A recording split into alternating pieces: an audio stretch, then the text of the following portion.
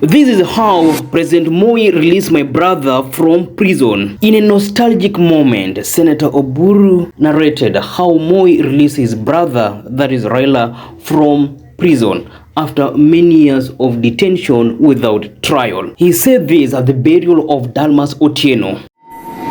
And I want to say something which Otieno did to me. I want to say it in English. When Otieno was the Minister of Industry, I went to his office after the 1988 election. He was the Minister of Industry.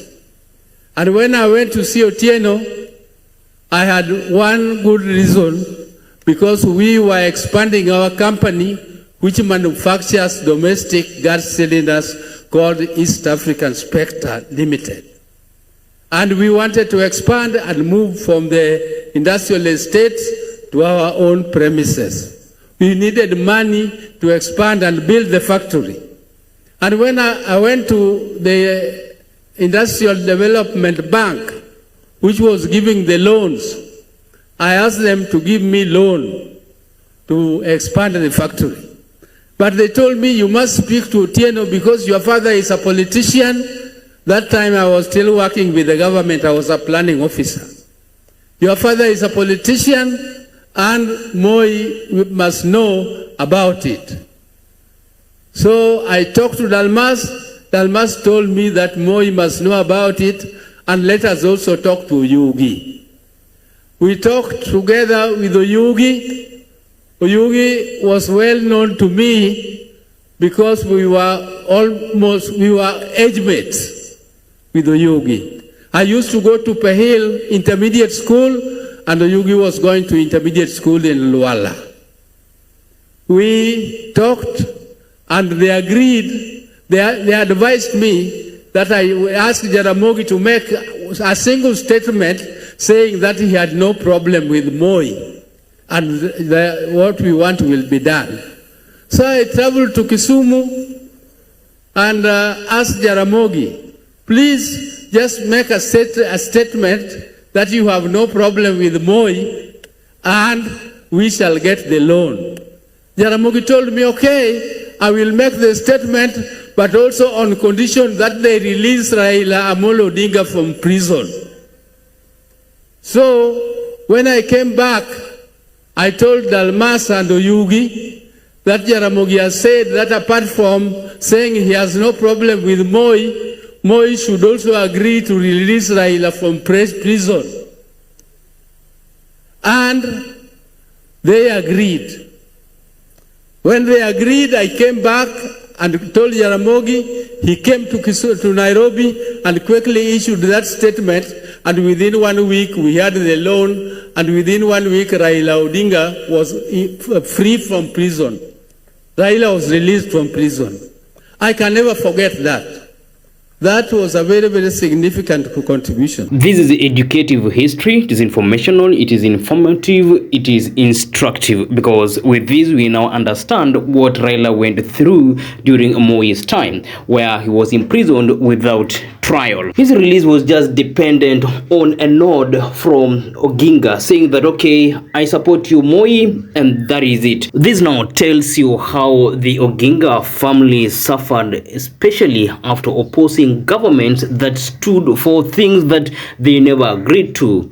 And also you understand that Raila was fighting for democracy, for multipartyism, something that Moi did not want. And at the same time, Raila was accused of plotting a coup. So because of that, he had to suffer. You may ignore history or reject it, but the fact remains that Odinga family has fought for good in this country.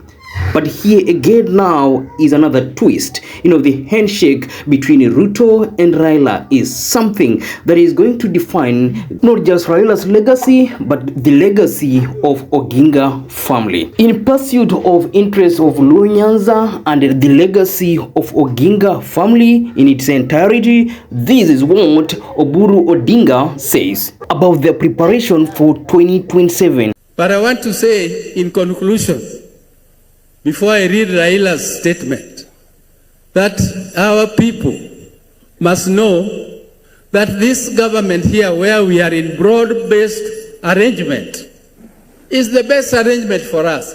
I have been in arrangement with Moi, I was in arrangement with Kibaki, I was in arrangement with Oburu, and I can tell you this is the best arrangement I see. I'm telling you from experience. I'm telling you from experience. We have never had a closer relationship in government than this. So let us work together. Those who are saying Ruto must go, I'm happy now they are saying that they will now mobilize people and remove us from government in 2027. That is the way to go. Let us compete. Our agencies, we have our agencies, they have their agencies. Let us register and become voters. When you are a voter, you have a voice. And if you want to remove Ruto, please do it through the ballot. Why do you want shortcuts? There's no shortcut in the Constitution. We must follow the Constitution. So, Gachagua, please, leave us alone. We don't mind. Do what you like. Register your people. We are also registering. Our youth, please, please register as voters. Let us vote. Let's wait for 2027 and we'll see. Let me hope the Gen Z and those who have not registered as voters are doing it, because 2027 elections are closer. They are getting closer and closer and closer. And you registering as a voter is something that is so powerful. And you can only be heard, or your voice can only be heard, once you are registered as a voter. And it is my prayer that you commit to registering as a voter and vote in 2027, because that is the only way you can make a change. And it's also clear that the Ruto side is prepared and people are registering. So for your side also to be prepared and perhaps be in a position to remove President Ruto from power, you must register as a voter. So go ahead and mobilize and register for 2027 general election.